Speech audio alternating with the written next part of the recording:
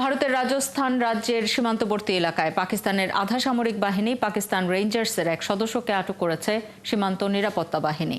পেহেলগামে হামলার পর থেকে এখনও কাশ্মীর সীমান্তে ভারত ও পাকিস্তানের সেনাবাহিনীর মধ্যে সংঘর্ষ অব্যাহত রয়েছে। এরই মধ্যে ভারতীয় জাহাজের জন্য সব বন্দর বন্ধ করে দিয়েছে পাকিস্তান। চলমান উত্তেজনার মধ্যে যুক্তরাষ্ট্র থেকে সামরিক সরঞ্জাম কিনতে যাচ্ছে ভারত। সৃষ্টি ঘটকের প্রতিবেদন। কাশ্মীরের পেহেলগামে সন্ত্রাসী হামলার পর থেকে উত্তেজনা কেবল বেড়েই চলেছে ভারত ও পাকিস্তানের মধ্যে।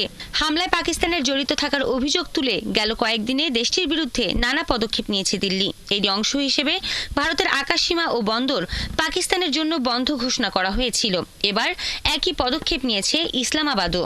ভারতের জন্য নিজেদের সব বন্দর বন্ধ ঘোষণা করেছে পাকিস্তান। এছাড়া দেশটি ভারতের সঙ্গে সীমান্তে অতিরিক্ত সেনাও মোতায়েন করেছে। এরই মধ্যে আবদালি ব্যালিস্টিক ক্ষেপণাস্ত্রের পরীক্ষামূলক উৎক্ষেপণ করেছে পাকিস্তান। ভারতের কর্মকর্তারা এটিকে খোলামেলা উস্কানি বলে মন্তব্য করেছেন।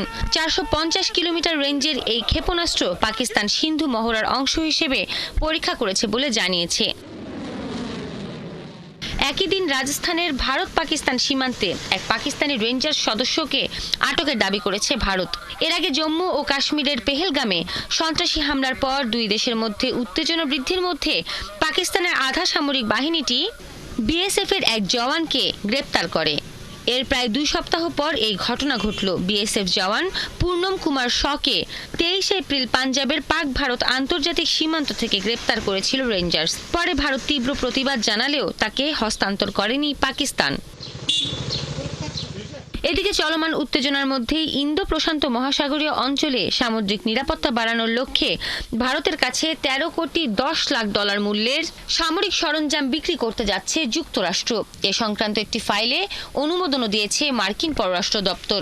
এসব সরঞ্জামের মধ্যে উন্নত সি ভিশন সফটওয়্যার, প্রশিক্ষণ ও সহায়তা পরিষেবা রয়েছে। সৃষ্টি ঘটক, 71।